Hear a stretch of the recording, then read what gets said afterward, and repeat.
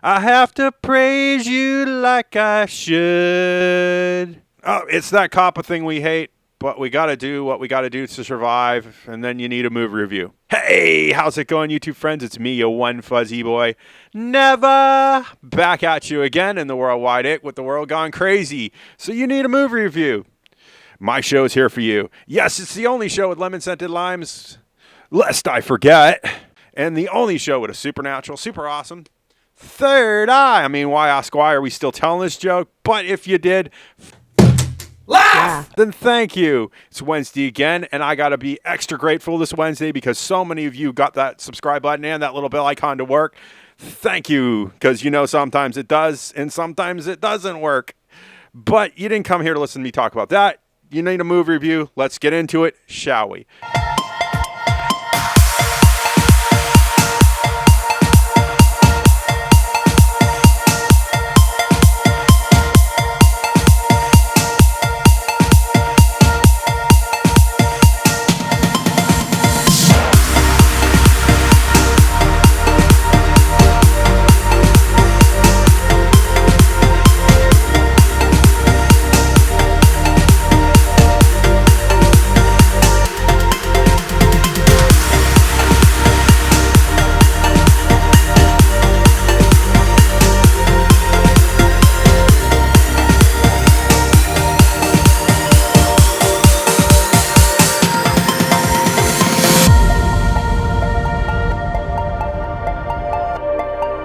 And today's movie is The Wrath of Man. It's a rated R film. It's an hour and 59 minutes, which doesn't satisfy my number thing. It's an action thriller crime drama thingy, and not much of a mystery, but they say mystery, and I'm going to say maybe.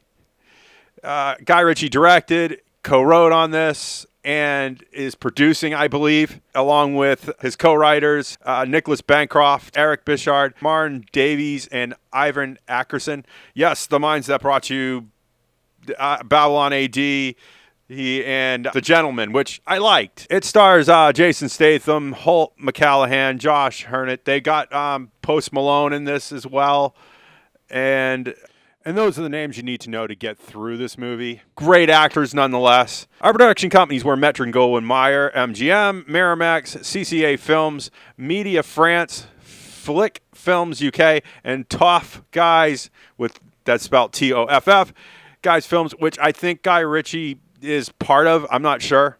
Our distributor here in the good old United States of America, God bless America, the land that I love, was United Arts Releasing. And MGM, but, I don't know. There's no special effects listed, so I don't know what to do here.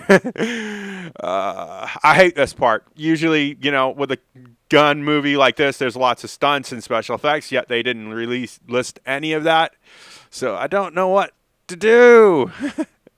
So, on to my thoughts.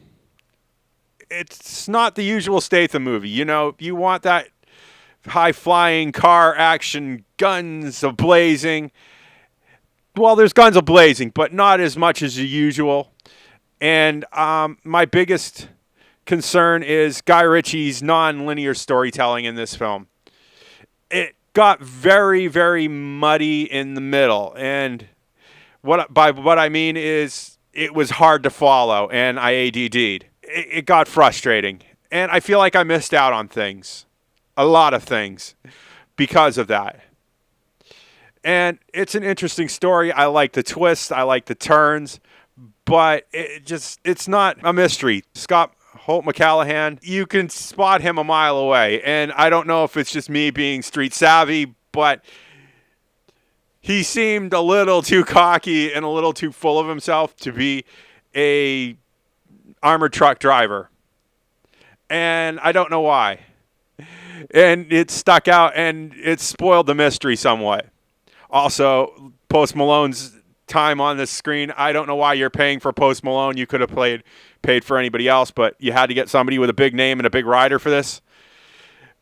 His biggest claim to fame in this movie is he makes a comment about fellatio and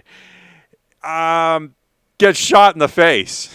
And I figure if you're going to put someone with that name recognition on the screen, please have them on longer than 15 seconds. The premise is pretty good because I actually looked up armored car robbery, and you know, most recent one happened in March of 19th of this year. And I'm guessing armored car robbery is popular, but I wouldn't recommend it. But it's ridiculous, and don't commit crime. Crime is never the answer. My biggest thing is no one's really a good guy in this film, and they play to that very well. And going into this, I thought, oh, Statham's going to be the good guy, and no, he's a bad guy. Everybody's a bad guy. We're just different levels of bad guy. And when I got to that point, I'm like, oh, this is kind of a letdown. You know, you wanted something heroic and stuff, and the trailers made it seem like he was, you know, a superhero. And they keep using this term, cash truck company, and no one says that. And I think they did that for the foreign market, and it really drove me nuts. I kind of wanted more from this. I just felt like it wasn't what I was hoping for in a Statham movie. Fast cars, lots of guns. They didn't brick hit house this like they did John Wick. Thank goodness for that. People were kind of normal, but it just wasn't the same panache, if you know what I mean. I want to see what CinemaSins thinks on this, because I feel like I missed things because of the problems I had with the way the non-linear storytelling goes. It is a 7.4 on IMDb out of 10, and I can see why. That makes sense to me, but it's a 68% on Rotten Tomatoes with a 91% audience score. I see this as a TV watch because my dad likes it, and I'll probably sit down and watch it with him.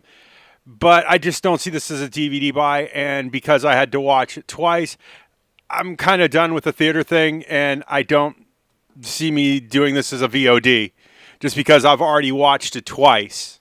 So I feel like this is as much justice as I'm going to give this. So with that said, if you like what you see in here, make sure you hit that like button. Likes and views are how YouTube works now. It's not the way I like it. It's just the way it is. Remember, all comments are 100% guaranteed response. I don't need to go into a spiel here. You know what to do. And you know, I have to ask, I have an Amazon, I have a Patreon. It is not without your support that keeps this channel afloat.